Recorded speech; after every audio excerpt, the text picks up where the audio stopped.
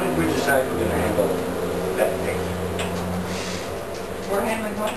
That paint.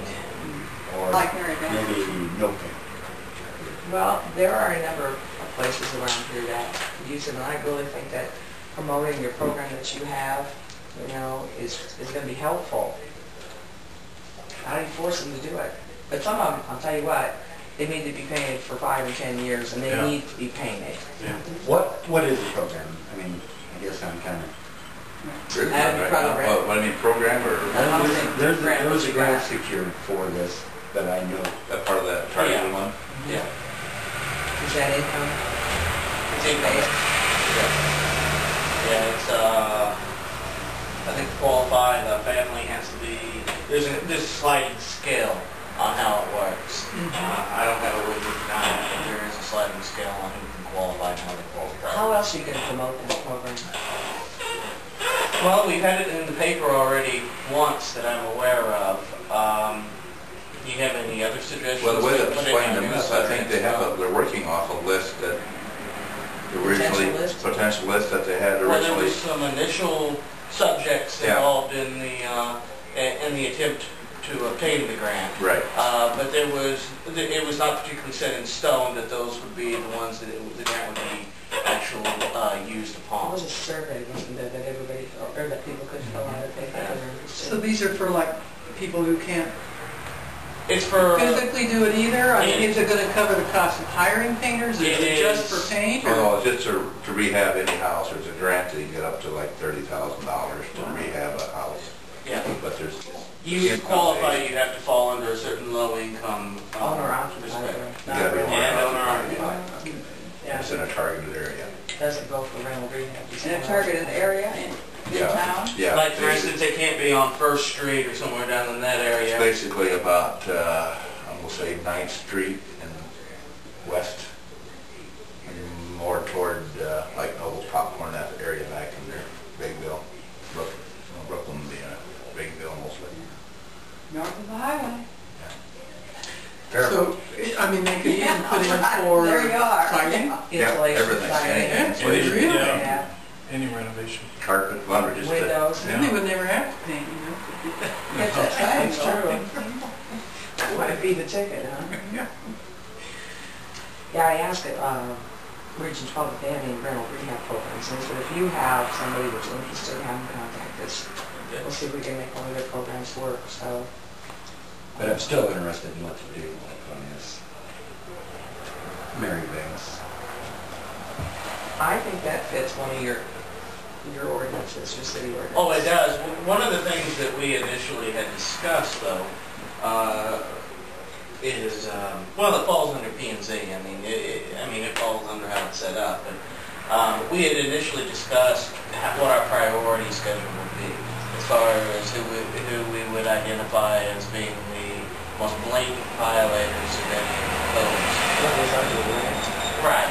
And when we initially had this conversation a couple of meetings ago, the talk was holes in the roof, significant amount of structural concerns about the facility, and that would be our initial focus.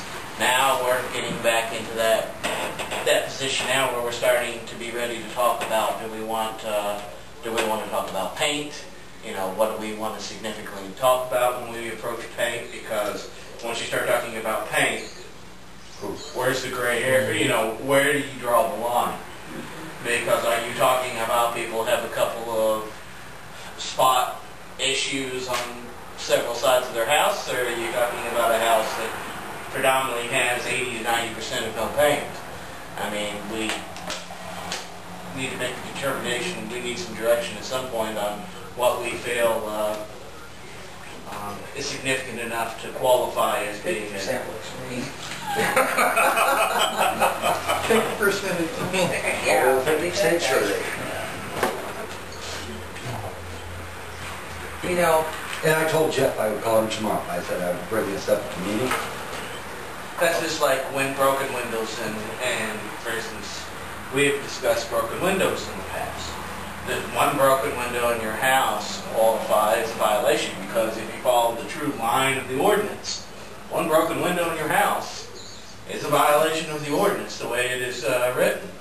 Now, of course, every ordinance has a certain reasonability check built into it. And so far we've not considered that a priority of a focus for this type of activity. But now if you have 5 or 6 broken windows in the house, we'd probably identify that as a significant enough of an issue to warrant some type of notification. If you read the ordinance word for word, you could probably serve 60–70% out of this in town. In some manner or another. Well, by not serving any of them, we're not doing any justice, so we need to somehow make a determination as to what.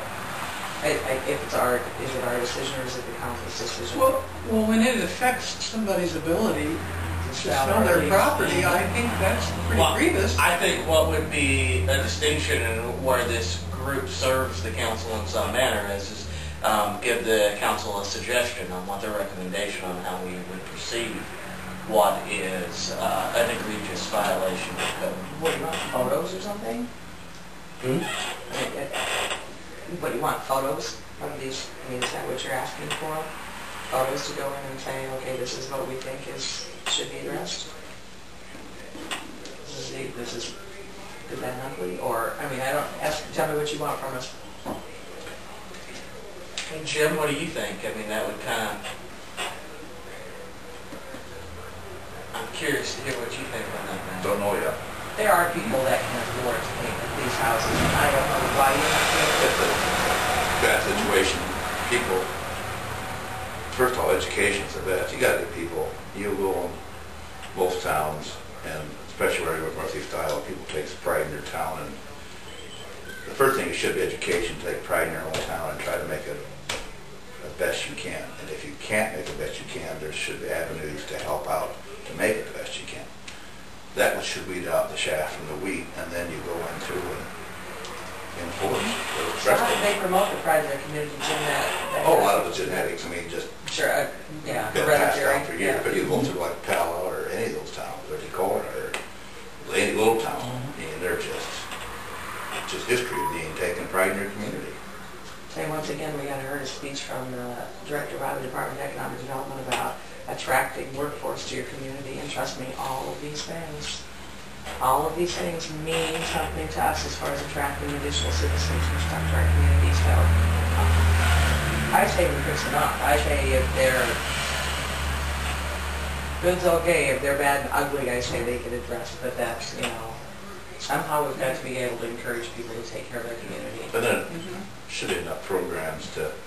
Well, if they need volunteers, if they're old, elderly, they can't eat, then tell us. Yeah, like what else? To me, even just buy the paint, or, I mean... Well, what if every time we sent out one of these letters, we also sent out a notice of that actual grant being there? Or target availability of the grant to them maybe right away. This grant fits your property. So that they know, so that one, they know that that's a particular issue for us, and two, that they know that there's something available to them as an alternative option to just acting. One of the issues there is that most of our ordinances have a 7 to 30 day time period, and of course that grant won't fall into supporting that type of response. So, I mean, they have to have the money and be able to act within 7 to 30 days. But within 7 to 30 days, they could make application for the grant, and that would be... I think that would be a big thing. Yeah, but you also need to say, if for some reason you are physically incapable and or elderly and you need assistance, please tell us, and maybe men's club or 4-H, like I said, somebody would step in and give you a hand. I'm not averse to maybe. Quarterly newsletter, city's putting out, and you could put an article or something. We have them going out the beginning of July. Take So I can see a little bit of pride, and if you need help, there's places to start. Is it possible to do your newsletter more than quarterly? I mean, Lakeview and Ball Lake and Burlington, these people are putting stuff out monthly. It's going out over utility bills are emailed out. Hearing a lot of the messages like this. Email.